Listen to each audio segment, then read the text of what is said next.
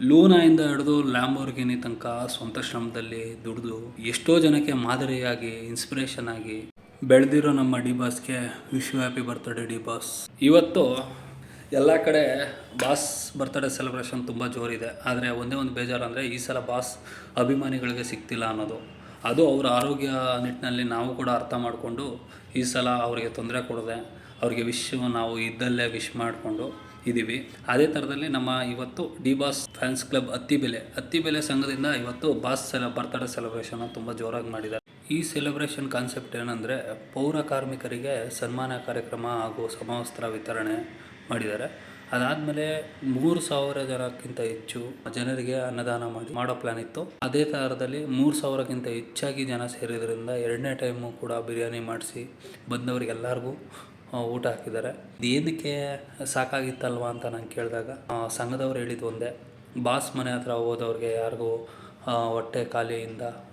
ಖಾಲಿ ಹೊಟ್ಟೆಯಿಂದ ಆಚೆ ಬರಲ್ಲ. ಅದೇ ಥರದಲ್ಲಿ ನಾವು ಅವರ ಫ್ಯಾನ್ಸ್ ಆಗಿರೋ ಕಾರಣ ಇಲ್ಲಿ ಬಂದಿರೋರು ಎಲ್ಲರಿಗೂ ಕೂಡ ಊಟ ಸಿಗಬೇಕು ಕಾನ್ಸೆಪ್ಟಲ್ಲಿ ನಾವು ತಿರ್ಗಾ ಇನ್ನೊಂದು ಟೈಮ್ ಮಾಡಿದ್ವಿ. 3,000 ಅನ್ನೋದು ನಮ್ಮ ಟಾರ್ಗೆಟ್ ಆಗಿತ್ತು. ಅದಕ್ಕಿಂತ ಹೆಚ್ಚಾಗಿ ಜನ ಸೇರಿದ್ರಿಂದ ಮಾಡಿಸಿದ್ದೀವಿ.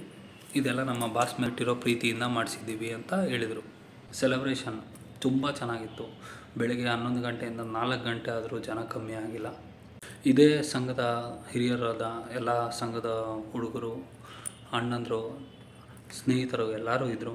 ನಮ್ಮ ಅತ್ತಿಬೆಲೆ ಸಂಘದ ಎಲ್ಲ ದೊಡ್ಡವರಿಗೂ, ನನ್ನ ಸ್ನೇಹಿತರಿಗೂ, ಅಣ್ಣ ತಮ್ಮಂದಿರಿಗೂ ನಾನು ಇಲ್ಲಿಂದನೇ ಧನ್ಯವಾದ ಹೇಳ್ತಾ ಇದ್ದೀನಿ. ಅವ್ರು ಮಾಡ್ತಾರೋ ಪ್ರತಿ ವರ್ಷ ಬಾಸ್ ಬರ್ತ್ಡೇ ಆಗಲಿ, ಅವ್ರ ಮೂವಿ ರಿಲೀಸ್ ದಿನ ಆಗಲಿ, ಸೆಲೆಬ್ರೇಷನಲ್ಲಿ ಕಾಂಪ್ರಮೈಸೇ ಆಗದೆ ಯಾರಿಗೇನು ಕಮ್ಮಿ ಇಲ್ಲ ನಾವು ಅಂತ ಅಂದ್ಬಿಟ್ಟು ಎಲ್ಲರಿಗಿಂತ ಜಾಸ್ತಿಯೇ ಸೆಲೆಬ್ರೇಷನ್ ಮಾಡ್ತಾಯಿದ್ದಾರೆ.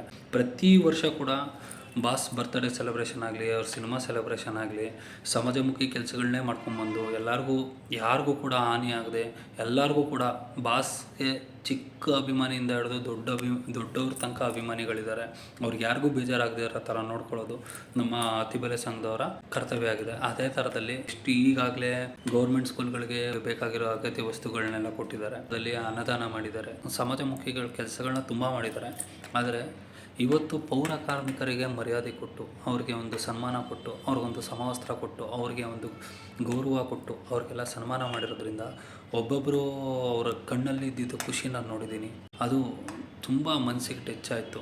ಇದೆಲ್ಲ ನೋಡಿ ನನಗನ್ಸಿದ್ದು ಡಿ ಬಾಸ್ ಅನ್ನೋ ಹೆಸರಿಗೆ ಎಲ್ಲ ಕಡೆಯಿಂದ ಎಷ್ಟೋ ಜನಕ್ಕೆ ಹೊಟ್ಟೆ ತುಂಬುತ್ತೆ, ಎಷ್ಟೋ ಜನಕ್ಕೆ ಒಂದು ಮಾದರಿ ಆಗುತ್ತೆ, ಎಷ್ಟೋ ಜನಕ್ಕೆ ಒಂದು ಆಶ್ರಯ ಸಿಗುತ್ತೆ ಅನ್ನೋದು ಈ ಮೂಲಕ ಹೇಳ್ತಾ ಇದ್ದೀನಿ. ಒಂದು ಸಾಂಗ್ ಇದೆ, ಊರಿಗೆ 100 ಹಬ್ಬ ನಮಗೆ ಒಂದೇ ಹಬ್ಬ, ಫೆಬ್ರವರಿ 16 ಡಿ ಬಾಸ್ ಹುಟ್ಟಿದ ಹಬ್ಬ. ಜೈ ಡಿ ಬಾಸ್.